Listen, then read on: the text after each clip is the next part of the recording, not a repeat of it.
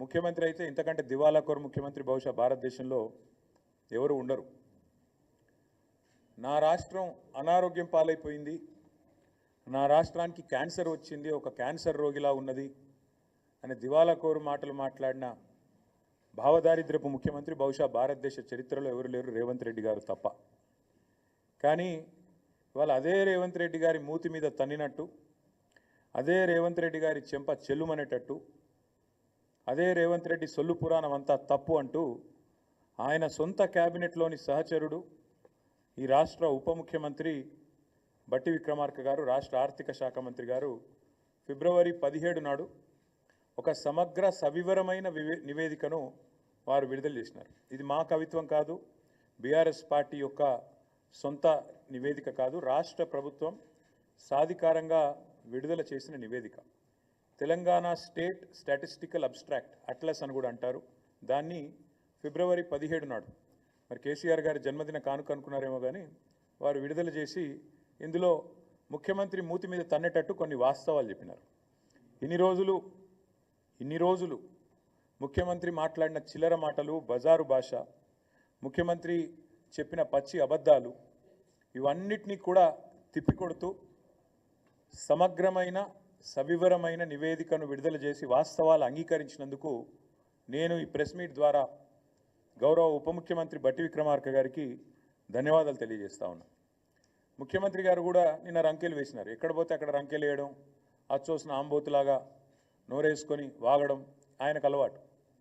ఆయన ముఖ్యమంత్రి అయినాక కూడా ఆయన పద్ధతి మారతలేదు.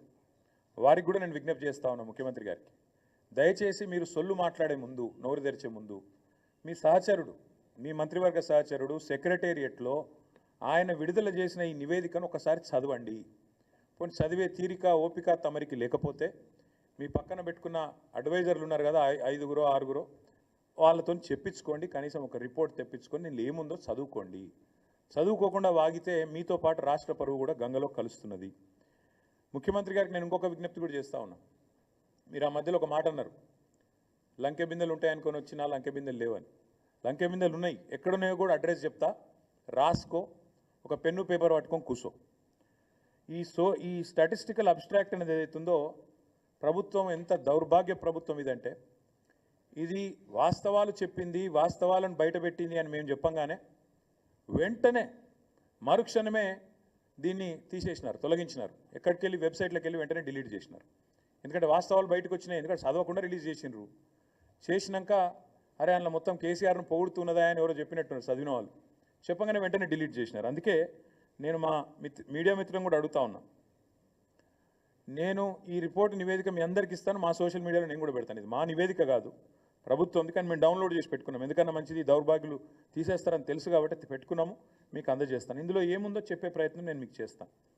ఇందులో ఎంత స్పష్టంగా చెప్పినారంటే, ఇన్ని రోజులు కాంగ్రెస్ చేసిన ప్రచారం చిల్లర ప్రచారం, రాజకీయాల్లో లాభం కోసం చేసిన ప్రచారం అబద్ధం, పచ్చి అసత్యం అనే మాట ఇదే నివేదిక ధృవీకరించింది.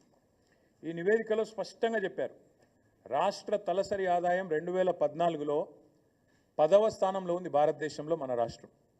రాష్ట్రం ఏర్పడ్డ నాడు, తెలంగాణను మాకు కాంగ్రెస్ అప్పచెప్పిన నాడు, ఆనాడు 10వ స్థానంలో తలసరి ఆదాయంలో ఉన్న మన తెలంగాణ ఈ నివేదిక ప్రకారం ఇవాళ నంబర్ 1 స్థానంలో ఉంది. మేము ఇచ్చిపోయినాడు 2022-23లో వీళ్ళకి అప్పచెప్పిపోయినాడు, నంబర్ 1 స్థానంలో ఉంది అని చెప్పి ఇదే నివేదిక చాలా స్పష్టంగా కుండబద్దలు కొట్టింది. నంబర్ 1. నంబర్ 2, ఇదే నివేదికలో ఇంకో మాట ఏం చెప్పారంటే, ఆనాడు 2014-15లో దేశ సగటు 86,000 ఉంటే తలసరి ఆదాయం, ఆనాడు మాకు అప్పచెప్పినాడు కాంగ్రెసు మన తలసరి ఆదాయం 1,24,000. కానీ ఈరోజు ఎంత పెరిగింది అనడానికి కూడా ఇదిగో ఇక్కడ ఇదే నివేదికలో కుండబద్దలు కొట్టారు. భారతదేశం మొత్తం సగటు తీసుకుంటే 84,000 నుంచి 1,86,000 నుంచి 1,84,000 పెరిగితే మనది దాదాపు 2 రెట్లు, భారతదేశ సగటుతో పోలిస్తే 2 రెట్లు 3,56,000 ఉంది అని చెప్పి ఈ నివేదిక కుండబద్దలు కొట్టింది. అంటే రాష్ట్ర సంపద ఎట్లా పెరిగింది, కేసీఆర్ నాయకత్వంలో దశాబ్ద కాలంగా తెలంగాణ ఎట్లా పురోగమించింది, ఎట్లా దేశానికి ఆదర్శంగా మారింది అనేది ఇదే మాట. తెలంగాణ దివాలా తీసింది అని దివాలా కోరు మాటలు మాట్లాడిన సన్నాసుల నోర్లు మూపించే విధంగా ఈ నివేదిక వాస్తవాలను బయటపెట్టింది. ఇది మరొకటి. ఇదే తెలంగాణ స్టాటిస్టికల్ అబ్స్ట్రాక్ట్లో చాలా స్పష్టంగా రాష్ట్ర సంపద ఎట్లా పెరిగింది చెబుతూ తలసరి ఆదాయం మాత్రమే కాదు, జీడిపిలో భారతదేశానికి కాంట్రిబ్యూటర్గా అంటే దేశాన్ని సాదుతున్న రాష్ట్రాల్లో, దేశానికి బువ్వబెడుతున్న రాష్ట్రాల్లో తెలంగాణ ఎట్లా ఒక పురోగమనశీల రాష్ట్రంగా, ప్రగతిశీల రాష్ట్రంగా, ఒక మంచిగా దేశాన్ని ముందుకు నడుపుతూ మంచి ఆలోచనలతో కులం మతం పేరుతో పిచ్చి పంచాయతీలు పెట్టుకోకుండా అందరికీ మేలు చేస్తూ ఎట్లా సంపద సృష్టించింది కూడా ఇదే నివేదిక ఆవిష్కరించింది. 2013-14లో ఆనాడు భారతదేశంలో 4% జీడిపికి తెలంగాణ నుంచి దోహదపడుతుంటే ఇక్కడి రాష్ట్ర ఆర్థిక వ్యవస్థ కేసీఆర్ గారు పదవీ విరమణ చేసే నాటికి అది పెరిగి 5.1% అయ్యింది అనే మాట కూడా ఇదే నివేదిక స్పష్టంగా చెప్పింది. అంటే జీడిపిలో భారతదేశంలో మొత్తం 100% ఉంటుంది. జీడిపి అంటే 100. ఆ 100లో 5.1% మన తెలంగాణ నుంచి వస్తుంది. కానీ ఇక్కడ ఇంపార్టెంట్ పాయింట్ ఏంటంటే తెలంగాణ జనాభా భారతదేశంలో 2.8, కానీ మనం ఈ దేశానికి అందజేస్తున్నది జీడిపిలో సంపద సృష్టిస్తున్నది 5.1. అంటే మనకు కేంద్ర ప్రభుత్వం ఇస్తున్న దానికంటే మనం కేంద్రానికి ఇస్తున్నది దాదాపు డబల్ అనే మాట ఈ నివేదిక ద్వారా నేను మీకు గుర్తు చేస్తా ఉన్నాను. ఇది ఇంకొక విషయం. ఇది ఆర్బీఐది. ఇది ఆ స్టాటిస్టికల్ అబ్స్ట్రాక్ట్ లేదు, ఇది ఆర్బీఐది. కేసీఆర్ నాయకత్వంలో 10 ఏళ్లలో స్టేట్ ఓన్డ్ ట్యాక్స్ రెవెన్యూస్లో భారతదేశంలోనే 84% సొంత ఆదాయ వనరులతో, కేంద్రం మీద ఆధారపడకుండా, ఇతరుల ముందు చేయి జాపకుండా సొంత ఆదాయ వనరులతో అగ్రభాగాన నెంబర్ 1గా నిలబడ్డది తెలంగాణ అని ఆర్బీఐ. ఇది మా కవిత్వం కాదు. 84%, 88%తో అగ్రభాగాన state owned tax revenues SOTR ఇది నెంబర్ 1 అని చెప్పి చెప్తున్నది ఈ నివేదిక. అట్లాగే ఇంకొక మాట కూడా ఈ నివేదిక చూపెడుతున్నది. ఏమంటారు ఇందులో? భారతదేశంలో మన స్థానం ఏంటిది GSDPలో మొత్తం ఓవరాల్ సైజ్ అంటే ఈ నివేదికలో ఏం చెప్పారంటే కాంగ్రెస్ వాళ్ళు మాకు అప్పచెప్పిపోయినాడు ఆనాడు ఈ రాష్ట్రం యొక్క GSDP gross state domestic product 5 లక్షల కోట్లు. కానీ ఈరోజు బట్టి విక్రమార్క గారు విడుదల చేసిన ఈ నివేదిక ప్రకారం ఈ రాష్ట్రం యొక్క GSDP 10 ఏళ్లలో కేసీఆర్ గారు 5 లక్షల కోట్ల నుంచి 15 లక్షల కోట్లకు పెంచారు అని ఈ నివేదికనే రేవంత్ రెడ్డి చెంప మీద చెల్లుమని కొడుతూ నివేదిక ఇచ్చింది. ఇది ఇక్కడ చాలా ఇంపార్టెంట్ స్లైడ్. ఇది ఇలా చూడండి మీరు. మనకంటే పైన ఎవరున్నారంటే మనకంటే చాలా భూభాగంలో జనాభాలో పెద్దదైన మహారాష్ట్ర, తమిళనాడు, ఉత్తరప్రదేశ్, కర్ణాటక, పశ్చిమ బెంగాల్, రాజస్థాన్, ఈ 6 తర్వాత తెలంగాణ. అంటే గుజరాత్ను కూడా తలదన్ని ఇవాళ తెలంగాణ 10 ఏళ్లలో ఎక్కడి నుంచి ఎక్కడికి 5 లక్షల కోట్ల నుంచి 15 లక్షల కోట్లకు GSDP పెరిగింది అని కాంగ్రెస్ ప్రభుత్వం విడుదల చేసిన నివేదిక చెప్పింది అంటే రేవంత్ రెడ్డి గారు సిగ్గు తెచ్చుకోండి అని చెప్తా ఉన్నా. ఇంకా కొంతమంది సన్నాసులు ఎలక్షన్లో లాభం కోసం మాట్లాడినారు. కాళేశ్వరం అంటేనే కమిషన్ల ప్రాజెక్టు అని చిల్లర వాగుడు, చెత్తవాగుడు, బజారు మాటలు చాలా మాట్లాడినారు. వారికి కూడా ఇదే నివేదిక సమాధానం చెప్పింది. 95వ పేజీ రేవంత్ రెడ్డి గారు 95వ పేజీ చదువుకో.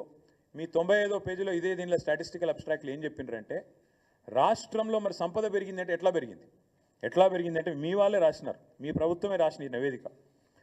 To achieve these objectives, government has implemented policy initiatives such as flagship Kaleshwaram project and Mission Kakatiya to improve irrigation infrastructure, supply 24/7 power to farmers, investment support to farmers under Raitu Bandhu. అందువల్ల సంపద పెరిగింది అంటూ కాళేశ్వరాన్ని ప్రస్తుతిస్తూ స్తుతిస్తూ అద్భుతమైన project అని చెబుతూ Telangana statistical అబ్స్ట్రాక్ట్లో కనీసం పాప రాసిన అధికారులను నిజాలు చెప్పారు. సరే, ఈ సన్నాసులు చూసుకోలేదు, విడుదల చేసిన తర్వాత 4 గరుచుకున్నారు, అది వేరే విషయం. ఇంకోటి, ఈ వ్యవసాయానికి సంబంధించి మీ నివేదికనే చెప్తా ఉంది స్పష్టంగా రాష్ట్రంలో కాళేశ్వరం ప్రాజెక్టు కానీ మిషన్ కాకతీయ లాంటి ప్రాజెక్టుల వల్ల కానీ ఎంత వ్యవసాయ విస్తరణ జరిగింది, ఎట్లా సంపద పెరిగింది. ఇప్పుడు నేను చెప్పాను తలసరి ఆదాయం పెరిగింది అని చెప్పాను, రాష్ట్ర GSDP పెరిగింది. కేవలం ఒకటే సెక్టర్ వల్ల పెరిగిందా? కాదు.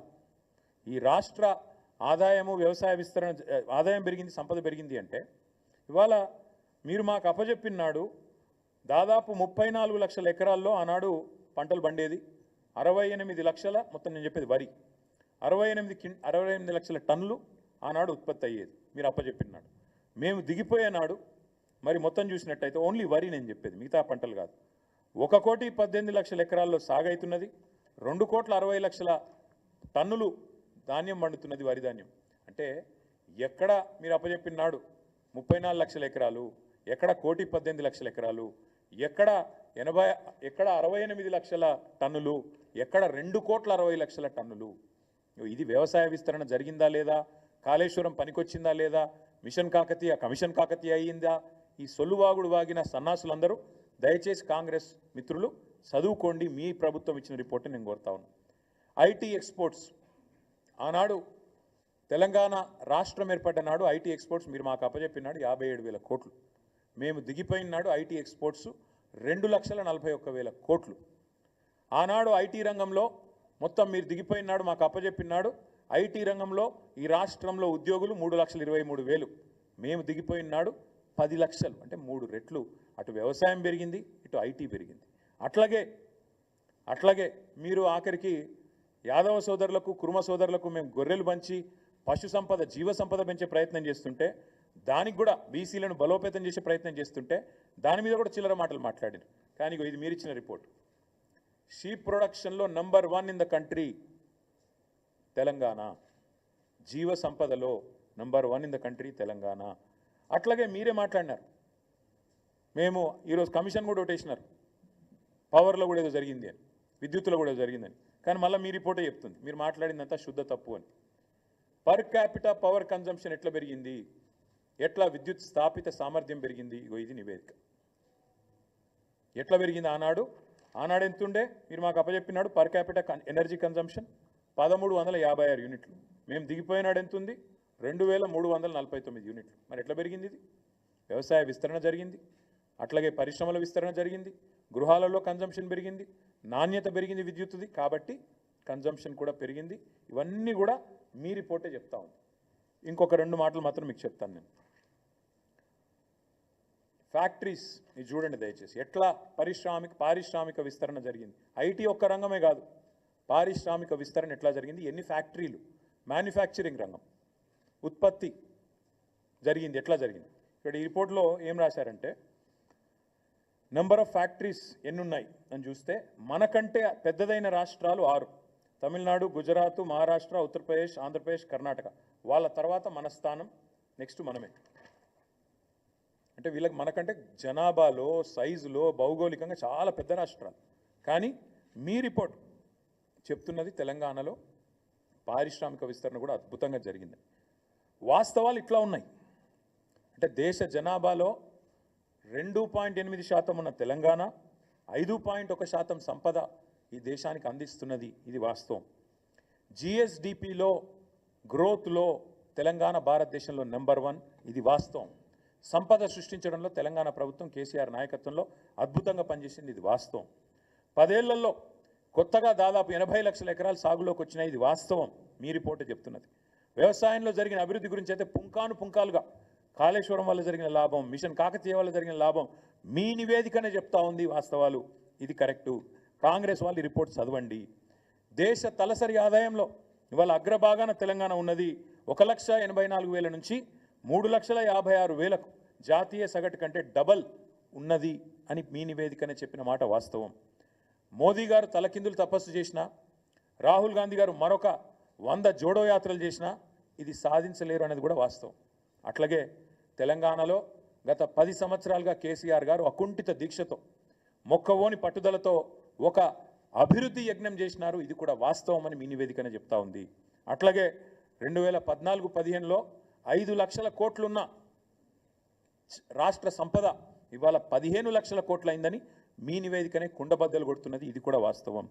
10 ఏళ్ల కిందట ధాన్యం ఉత్పత్తి 68 లక్షల టన్నులుంటే ఈరోజు 2.60 లక్షల కోట్లు, అంటే 260 లక్షల టన్నులుగా పెరిగింది అని మీ నివేదికనే చెప్తున్నది, ఇది వాస్తవం. పాల ఉత్పత్తి అది కూడా మీ నివేదికనే చెప్తున్నది. 42 లక్షల టన్నుల నుంచి 57 లక్షలు పెరిగిందనేది కూడా మీ నివేదికనే చెప్తా ఉన్నది. మాంసం ఉత్పత్తి 5 లక్షల టన్నుల నుంచి 10 లక్షల టన్నులు డబల్ అయింది, అది మీ నివేదికనే చెప్తుంది. గొర్రెల ఉత్పత్తిలో, జీవ సంపదలో నెంబర్ 1 భారతదేశంలో తెలంగాణ, అది మీ నివేదికనే చెప్తున్నది. ఇన్లాండ్ ఫిషరీస్లో భారతదేశంలో నెంబర్ 1 తెలంగాణ, అది కూడా మీ నివేదికనే చెప్తా ఉన్నది. ఇట్లా అన్ని రంగాలలో సర్వతోముఖాభివృద్ధి సాధించింది తెలంగాణ, ఇది వాస్తవం. ఇంకా ఒక మాటలో చెప్పాలి అంటే accidental chief minister Revanth Reddy గారు అడ్డిమారి గుడిదెబ్బలు అయినో ఇప్పటికైనా ఈ సొల్లు బంజి, ఇప్పటికైనా తెల్లారులేస్తే కేసీఆర్ని తిట్టుడు, రంకలేసుడు, బూతులు మాట్లాడుడు, దివాలాకోరు మాటలు మాట్లాడుడు, తెలంగాణను శపించుడు, తెలంగాణను తెల్లారులేస్తే దూషించుడు బంజే అని చెప్తా ఉన్నాం. నేను ఊరికేనే అనట్లేదు, ఏదో దుగ్ధతో మాట్లాడట్లేదు. తెలంగాణను ఎవరు తిట్టినా, తెలంగాణను ఎవరు దూషించినా, తెలంగాణను ఎవరు కించపరిచినా ఇదే పద్ధతిలో జవాబిస్తాం. ఎందుకంటే నువ్వు సిగ్గులేనోడివి కాబట్టి, మూర్ఖుడు కాబట్టే తెలంగాణను ఒక క్యాన్సర్ రోగితో పోల్చినావు, తెలంగాణ ఒక వ్యాధిగ్రస్తమైన రాష్ట్రంగా మాట్లాడినావు. అందుకే నేను అంటున్నాను, నువ్వు మూర్ఖుడివి, చదువుకో. నీ సొంత సహచరుడు, నీ ఉప ముఖ్యమంత్రి, నీ డెప్యూటీ ఇచ్చిన నివేదిక చదువుకో, సిగ్గు తెచ్చుకో, బుద్ధి తెచ్చుకో అని చెప్తా ఉన్నా. ఇంకొక మాట కూడా నేను చెప్తా ఉన్నా, మరి మేమేమో ఇంత పని చేసినాం, నువ్వేం పని చేసినావు ఈ సంవత్సరంలో? అది కూడా చెప్తా. ఏం చేసినావంటే ఈ సంవత్సరంలో ఈ సన్నాసి చేసిన పని, ఇగో ఇది కూడా వాళ్ళ నివేదికనే, మాది కాదు. ఈ సన్నాసి చేసిన పని ఆయన ఉప ముఖ్యమంత్రి గారు బయటపెట్టారు. ఇగో మేము దిగిపోయే నాడున్న రేషన్ కార్డుల సంఖ్య 89,97,000, అంటే దగ్గర దగ్గర 90 లక్షలు. 89,97,000 అని ఆయనే చెప్పిండు మేము దిగిపోయినాడు. మరి కొత్తగా వీళ్ళు ఏమని ఇచ్చిండ్రా? యాజ్ ఆన్ ఆయన చెప్పిన లెక్క 31/8/2024, ఇంకా తర్వాత ఎన్ని కట్ చేసిరో తెలియదు, దాదాపు 1,00,000 కార్డులు తొలగించినామని చెప్పిండు ఆయన. కొత్త ఇయ్యలే, ఉన్నాయి కట్ చేసిరు. ఇది నేను చెప్పలే, నిన్న బట్టి విక్రమార్కి ఇచ్చిన రిపోర్ట్ ఇది. ఇగో ఈ సన్నాసి చేసిన పరిస్థితి ఏంటంటే, ఇగో 1,00,000 రేషన్ కార్డు, 1,00,000 పైచీలకు రేషన్ కార్డులు తొలగించిండు. ఇంకొక మాట చెప్తున్నా, తొలగించడమే కాదు, ఇవాళ పేపర్లలో వార్తలు ఎంత కిరాతకం అంటే, వీళ్ళు చెప్పే ఎంత దిక్కుమాలిన మాటలు అంటే, ముఖ్యమంత్రి అనేటోడు ఇన్ని పచ్చబద్దాలు చెప్తాడని ప్రపంచంలో ఎవరు అనుకోరు. ఇదే ముఖ్యమంత్రి చెప్పిన అబద్ధాలను కూడా బట్టి విక్రమార్క గారు ఎండగట్టి ఉతికి ఆరేసినారు. ముఖ్యమంత్రి ఎక్కడ పోతే అక్కడ వాగుతున్నాడు. ఏమని? అప్పులకు మిత్తిలకే నెలకు 6,500 కడుతున్నా అని చెప్పిండు. ఇది వాళ్ళ రిపోర్ట్. ఇది కూడా ఆ రిపోర్ట్లకి వెళ్ళి నేను కోట్ చేస్తున్నా. మీకు ఈ కాపీ మొత్తం ఇస్తా. నేను చెప్పింది ఏది తప్పైనా ఏ శిక్షకైనా సిద్ధం. ఇది వాళ్ళ రిపోర్ట్. ఇందులో ఏం రాసిండ్రు? ఇగో ఇది వాళ్ళ రిపోర్టు. దీని ప్రకారం government of Telangana state accounts as of January 2025, అంటే పోయిన నెల ఈ రిపోర్ట్. వీళ్ళు ఏం రాసిండ్రు? మిత్తిలకు ఎంత కడుతున్నామని రాసిండ్రు తెలుసా? పోయిన 10 నెలలు మొత్తం ఇప్పటిదాకా కట్టింది ఎంత అంటే 22,056 కోట్లు. 22,056 కోట్లు. నెలవారీ లెక్క కూడా ఇళ్ళనే ఇచ్చిండు. పాపం బట్టి విక్రమార్క అమాయకంగా ఇరుక్కున్నాడు. ఆయన ఉద్యోగం ఉంటుందో పిక్తుందో కానీ ఇగో నెల నెల కూడా ఇచ్చిండు. నెల నెల మిత్తి ఎంత కట్టినాం ఏం చెప్పిండు ఇలా? పోయిన ఏప్రిల్ 24లో కట్టిన మిత్తి 1,865 కోట్లు, మే నెలలో 3,700 కోట్లు, జూన్లో 5,000 చిల్లర కోట్లు. ఇట్లా ఓవరాల్గా మన్నించాలి, ఏప్రిల్లో 1,865, మేలో 1,864, జూన్లో 2,200, జూలైలో 2,200, ఆగస్టులో 2,304 కోట్లు, సెప్టెంబర్లో 2,689 కోట్లు, అక్టోబర్లో 1,965, నవంబర్లో 1,928, డిసెంబర్లో 2,475, జనవరిలో 2,499, మొత్తం కలిపి 10 నెలలకు గాను కట్టింది పోయిన ఏప్రిల్ నుంచి మొన్న జనవరి దాకా 22,000 కోట్లు, అంటే నెలకు 2,200 కోట్లు. మరి 6,500 కోట్లు అని చెప్పిన బోగస్ ముఖ్యమంత్రి సిగ్గు లేకుండా నెలకు 4,300 కోట్లు అదనంగా కడుతున్నా అంటే ఏడబోతున్నాయి అవన్నీ? టకీమని రైతుల ఖాతాలను అయితే పడతలేవు, టకీమని తులం బంగారం అయితే వస్తలేదు. మరి టకీమని రాహుల్ గాంధీ ఖాతాలో పడుతున్నాయో ఢిల్లీలో చూడాలి. ఇంత అబద్ధాలు, ఇంత పచ్చి అబద్ధాలు, ఇంత దిగజారుడు బజారు భాష ముఖ్యమంత్రి మాట్లాడచ్చా? గిన్ని అబద్ధాలు చెప్పొచ్చా? మిత్తి 6,500 కోట్లు అని ముఖ్యమంత్రి చెప్తాడు, లేదు 2,200 కోట్లు అని ఉప ముఖ్యమంత్రి గారు విడుదల చేసిన నివేదిక చెప్తా ఉంది. ఇది వీళ్ళ వాస్తవ రూపం. ఇంకా దారుణం ఇదొకటి. ఇంకా దారుణమైన విషయం చెప్తాను. వీళ్ళు ఎట్లా చెప్తారంటే ఏదో మిత్తులు బాగా అయిపోయినాయి, రాష్ట్రం అప్పుల పాలైందని దిక్కుమాలిన మాటలు మాట్లాడతారు. మాకు వాళ్ళు అప్పచెప్పిపోయినాడు, ఇది వాళ్ళ గ్రాఫే, ఇది కూడా నాది కాదు. మాకు వాళ్ళు అప్పచెప్పిపోయినాడు మిత్తిల విషయంలో, మిత్తిలు as percentage of interest as percentage of SOTR, అంటే రాష్ట్ర ఆదాయం ఎంత, దానిలో మిత్తిల శాతం ఎంత.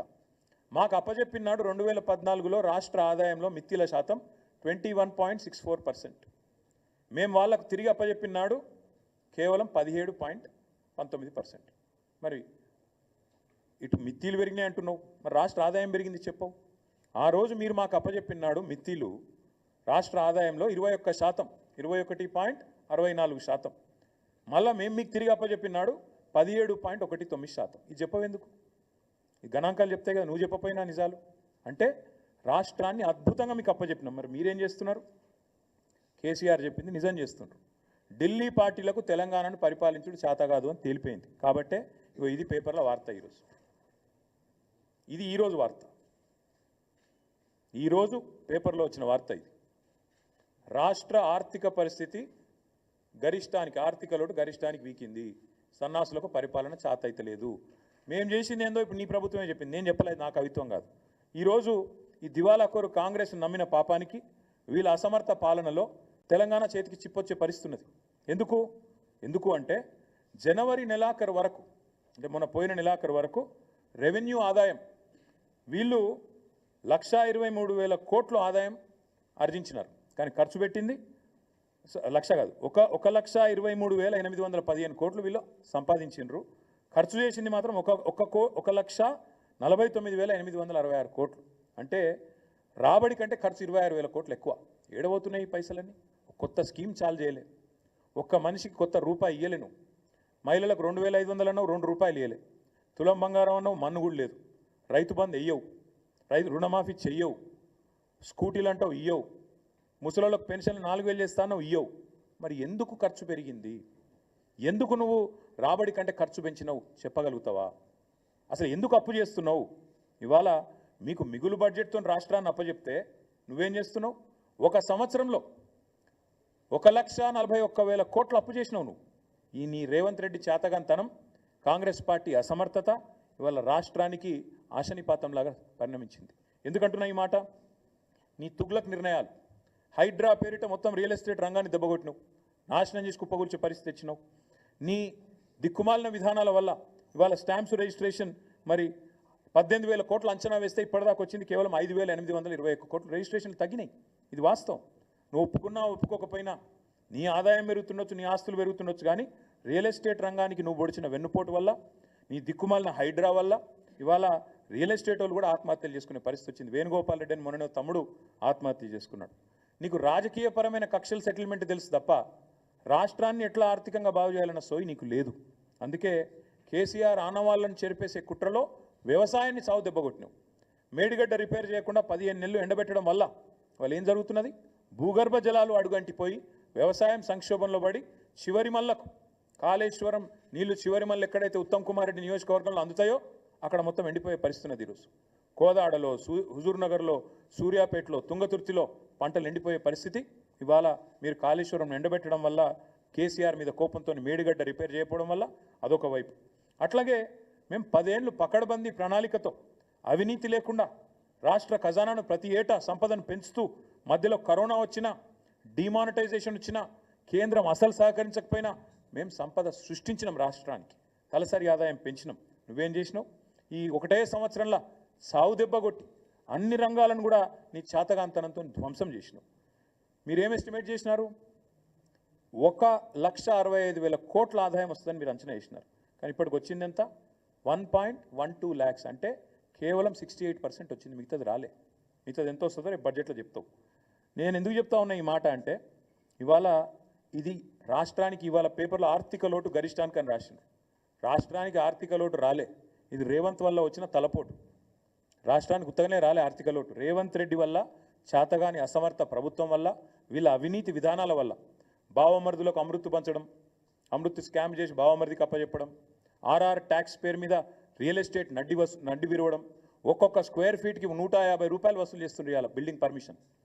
ఇట్లాంటి దిక్కుమాలిన విధానాల వల్ల, అప్పులు చేయడం వల్ల, కొత్తగా సంపద సృష్టించే తెలివి లేకపోవడం వల్ల ఇవాళ తెలంగాణ దివాలా తీసిన రాష్ట్రం కాదు, ఒక దివ్యమైన రాష్ట్రాన్ని దివాలా తీసేటట్టు చేస్తున్నది కాంగ్రెస్ ప్రభుత్వం, కాంగ్రెస్ వ్యవసాయ విధానం. నిన్న కోదండరెడ్డి గారు మాట్లాడతారు, మేడిగడ్డ రిపేర్ చేయరు, కాళేశ్వరం బాగా చేసే ఆలోచన లేదు, రైతులకు నీళ్ళు ఇచ్చే తెలివి లేదు, కానీ బోర్లు వేసుకొని నష్టపోవద్దు, అనవసరంగా పంటలు వేసుకోవద్దు. మరి సపరేట్ క్రాప్ హాలిడే ప్రకటించమని చెప్పండి, మాకు రైతు బంధు ఇచ్చే ఉద్దేశం లేదు, క్రాప్ హాలిడే ప్రకటించుకోండి అని చెప్పండి. ఇంత సిగ్గుమాలిన దిక్కుమాలిన ప్రభుత్వం ఆఖరికి ఎట్లా ఉందంటే, నెక్స్ట్ కర్ణాటకలో వాళ్ళ మంత్రి ఒక ఆయన అన్నాడు మొన్న, ఏమైందా గ్యారంటీలు మరి మహిళలకు పైసలు ఇచ్చిన మొదలు పెట్టిన ఏమైందంటే, ఆయన అన్న మాటకి ఇది, గ్యారంటీలు ఏమన్నా జీతమా, మేము మీకు ఇచ్చుడే ఎక్కువ బిచ్చం అన్నట్టు. మళ్ళీ వీళ్ళు కూడా తొందరగా ఈ డైలాగులు వస్తాయి ఇళ్ళ నోట్లకి వెళ్ళి కూడా. ఒక ఫ్రీ బస్సు తప్ప ఇప్పటిదాకా చేసింది ఏమైనా ఉందా ఈ రాష్ట్రంలో? అందుకే నేను అంటా ఉన్నా, రేవంత్ రెడ్డి రంకెలేసుడు, చర్చకు రా, ఇదిరా అదిరా ఇవి కాదు. దమ్ముంటే చేతనైతే అసెంబ్లీలో పెట్టు చర్చ, రాష్ట్రం మొత్తం చూస్తుంది, పెట్టు, 2 రోజులు పెట్టు, మైక్ కట్ కాకుండా చూడు. దమ్ముంటే నీకు స్పీకర్ను నువ్వు డిక్టేట్ చేసి స్పీకర్కు కనుసైగల ద్వారా శాసించి ప్రతిపక్షం గొంతులు నొక్కుడు కాదు. దమ్ముంటే 38 మంది సభ్యులు మేమున్నాం, దమ్ముంటే మా సంఖ్యకు సరిపడే విధంగా మాకు టైమింగ్ అక్కడ అసెంబ్లీలో 4 కోట్ల ప్రజల ముందు నీ బట్టలు ఇప్పుతాం. అక్కడనో ఇక్కడనో చర్చ కాదు, బహిరంగంగా అసెంబ్లీ సమావేశాల్లోనే నీ బట్టలు ఇప్పుతాం. ఇది మా సవాల్ నీకు. ఇప్పుడు నేను చెప్పిన ఏది తప్పు అని చెప్పినా నేను ఏ శిక్ష కంటే ఆ శిక్షకు సిద్ధం. ఎందుకంటే మీ ఆర్థిక మంత్రి గారు చెప్తా ఉన్నారు వాస్తవాలు. ఇప్పటికైనా రేవంత్ రెడ్డి గారు బుద్ధి తెచ్చుకొని, సిగ్గు తెచ్చుకొని ఇకనైనా పద్ధతిగా మాట్లాడాలి, రాష్ట్రాన్ని దూషించవద్దని కోరుతూ మళ్ళొక్కసారి మీ అందరికీ కూడా ధన్యవాదాలు.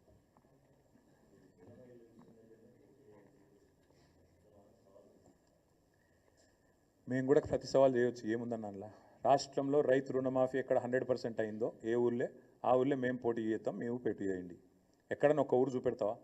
కొండారెడ్డిపల్లిలో అయిందా 100%? కొడంగల్లో అయిందా? మీ అత్తగారు ఊళ్ళో అయిందా? ఎక్కడైంది? నేను కూడా అనొచ్చు, రైతు బంధు మొత్తం పెడితే ఆడ పోటీ చేద్దాం అనొచ్చు, తులం బంగారం ఇస్తే పోటీ చేయ అనొచ్చు, నెలకు 2500 ఇచ్చిన మహిళలను ఓటు అడుగు అని నేను కూడా అనొచ్చు, నెలకు 4000 ఇచ్చిన ముసలోళ్ళే మాత్రమే ఓటు అడగాలి, 2000 ఉన్న వాళ్ళంతా మాకేయాలని నేను కూడా అనొచ్చు. ఈ బజారు భాష, చీప్ టాక్టిక్స్, చిల్లర మాటలు, వీటితో ఇంకెన్ని రోజులు టైంపాస్ చేస్తారని నాకు అర్థం కాదు. ఇప్పుడు నేను లేవనెత్తిన ప్రశ్నలు కానీ, నేను చెప్పిన విషయాలు కానీ ఇందులో ఏమైనా తప్పు ఉంటే ముఖ్యమంత్రి, ఉప ముఖ్యమంత్రి, ఇంకో మంత్రి వాళ్ళ వైపు నుంచి ఎవరైనా సాధికారంగా చెప్పగలిగే వాళ్ళు ఉంటే రమ్మనండి. ఇంకోటి అసెంబ్లీలో చర్చ పెట్టండి, 2 రోజులు పెట్టండి. ఇంతకంటే ఇంపార్టెంట్ ఏముంది? బడ్జెట్ సమావేశాలు ఉన్నాయి ముంగట, మైక్ ఇవ్వండి. మైక్ ఇవ్వకుండా గొంతు నొక్కుడు, ఇష్టం వచ్చినట్టు ఒర్రుడు, ఇది కాదు కదా పాయింట్. మేము చాలా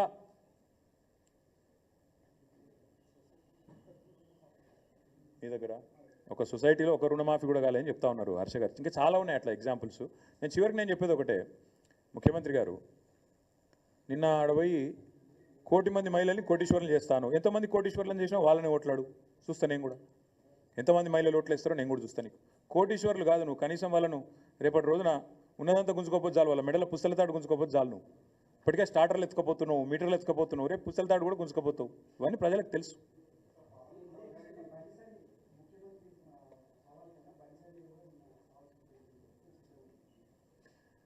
బండి సంజయ్ ముందు ఒకటి చెప్పాలి, అసలు మీరు రేవంత్ రెడ్డిని ఎందుకు కాపాడుతున్నారు? మీరు ఎందుకు రేవంత్ రెడ్డి రక్షణ కవచంలాగా నిలబడుతున్నారు?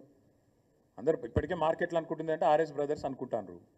నేను సూటిగా అడుగుతున్నా బండి సంజయ్ని, బీజేపీని, మీ ప్రధానమంత్రి హైదరాబాద్కి వస్తాడు, ఆర్ఆర్ ట్యాక్స్ వసూలు చేస్తుండ్రు అంటాడు, చర్యలు ఉండయి. 150 రూపాయలు పర్ స్క్వేర్ ఫీట్ బిల్డర్ల దగ్గర వసూలు చేస్తుండ్రు. నేను మున్సిపల్ మంత్రిగా పనిచేసిన 10 ఏళ్ళు, మా హయాంలో 0 కరప్షన్, ఇట్లా దిక్కుమాల ట్యాక్సులు పెట్టలేము. నువ్వు ఇప్పుడు 150 రూపాయలు పర్ స్క్వేర్ ఫుట్ మంచిగా నిలబెట్టి వసూలు చేస్తున్నావు, ఇది వాస్తవం. చేతనైతే బండి సంజయ్ని, బీజేపీని చర్య తీసుకోమనండి. నేను ఢిల్లీ పోయినా, ముఖ్యమంత్రి గారు అన్ని నిబంధనలు తుంగలో దొక్కి మీ అమృత్ పథకాన్ని వాళ్ళ బావమరిదికి అప్పచెప్పిండు సృజన్ రెడ్డికి అని చెప్పిన. ఇప్పటి వరకు చర్య లేదు, కనీసం విచారణకు ఆదేశించలేదు. పొంగులేటి శ్రీనివాసరెడ్డి ఇంటి మీద ఈడీ రైడ్ అవుతుంది, అది బ్రహ్మరహస్యం, ఎవరికి తెలియదు. ఈడీ చెప్పది, పొంగులేటి చెప్పడు. అసలు first of all BJP Revanth Reddy ప్రభుత్వాన్ని ఎందుకు కాపాడుతుందండి? ఇంత అవినీతి జరుగుతుంటే అమృత్లో, ఆర్ఆర్ ట్యాక్స్ రూపంలో, ఈడీ రేట్లలో మొత్తం కోట్ల రూపాయలు దొరికినా ఎందుకు బయట పెడతలేరు? ఎందుకు రేవంత్ రెడ్డిని కాపాడుతున్నారు? మీకేంది మొహమాటం? మీకున్న అబ్లిగేషన్ ఏంది? రేవంత్ రెడ్డి గారు ఏమైనా లోపాయికార ఒప్పందం ఉందా? ఏమైనా అండర్స్టాండింగ్ ఉందా? చేరుతా అన్నాడా? మీ పార్టీలో ఏంటి చెప్పండి. అసలు ఆ మాటలు మాట్లాడకుండా ఏదో సొల్లు మాటలు తెల్లారలేస్తే ఆయన ఈయన తిట్టినట్టు, ఈయన ఆయన తిట్టినట్టు, రాహుల్ గాంధీ కులము, మోడీ కులము, ఇవి కాదు కదా ప్రజలకు కడుపు నింపేది. మేము అడుగుతున్నాం సూటిగా, నువ్వు చెప్పు, రేవంత్ రెడ్డిని ఆర్ఆర్ ట్యాక్స్ విషయంలో ఎందుకు ఉపేక్షిస్తుంది బీజేపీ? ఎందుకు నీ బావమరిదికి అమృత్ స్కీమ్ మొత్తం 1100 కోట్ల స్కామ్ చేసినా రేవంత్ రెడ్డిని మీరు కాపాడుతున్నారు? అది కేంద్ర ప్రభుత్వ పథకం అమృత్.